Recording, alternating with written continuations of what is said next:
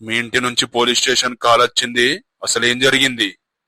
నేనే చేసింది సార్. మా ఇంట్లో దొంగలు పడ్డారు. వన్ ఎట్లాగైనా దొరకొట్టాను సార్. వన్న చేతికి దొరికితే సిటీ మొత్తం ఉరికించుకుంటా కొడతావన్నీ.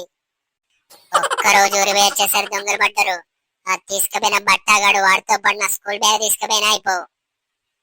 ఇంత బాధపడుతున్నారంటే ఇంట్లో నగలు గిట్ల ఏమన్నా దొంగతనం చేయొచ్చు. లేదు సార్, ఇంట్లో నగలు మొత్తం చూసుకున్నా కరెక్టే ఉన్నాయి. పోనీ ఆ దొంగ ఇంట్లో డబ్బు గిట్లమైనా దొంగతనం చేశాడా? లేదు సార్, డబ్బు గిట్ల లెక్క పెట్టినా డబ్బులు కూడా కరెక్టే ఉన్నాయి. ఇంట్లో వస్తువులు ఏమైనా పోయాయా? లేదు సార్, వస్తువులు కూడా కరెక్టే ఉన్నాయి. అన్ని కరెక్టే ఉన్నప్పుడు ఫోన్ ఎందుకు చేసినావయ్యా? ఏం పరస్కాలా?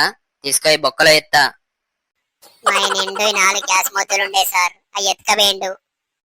అయ్యి మా అవ్వగారి ఇంటికాడ మా అన్నతోటి గొడవ పెట్టుకొని తెచ్చుకున్నాయి సార్. ఎంత ఖర్చు అయినా పర్లేదు, మాకిప్పించండి. లంచం తీసుకునేటోని లెక్క కనిపిస్తానమ్మా నీకు. ఏం మాట్లాడుతున్నావు? సారీ సారీ, ఏమనుకోకండి. అసలే గ్యాస్ మొత్తులు దొరుకుతలేవు కదా, ఆ బాధలు అట్లా అన్నది. వాడు ఎక్కడున్నా సరే వాడిని సాయంత్రం కల్లా దొరకబట్టి మీ 2 గ్యాస్ మొద్దులు మీ ఇంట్లో ఉండేటట్టు చూస్తా. ఏంటి సార్, 4 గ్యాస్ మొత్తులు కదా? అంటే మాకు కూడా గ్యాస్ దొరకలేదు, గిఫ్ట్ కింద 2 ఉంచుకుంటా. వీడియో నచ్చితే లైక్ చేసి ఇలాంటి మరిన్ని వీడియోస్ కోసం సబ్స్క్రైబ్ చేసుకోండి గాయ్స్.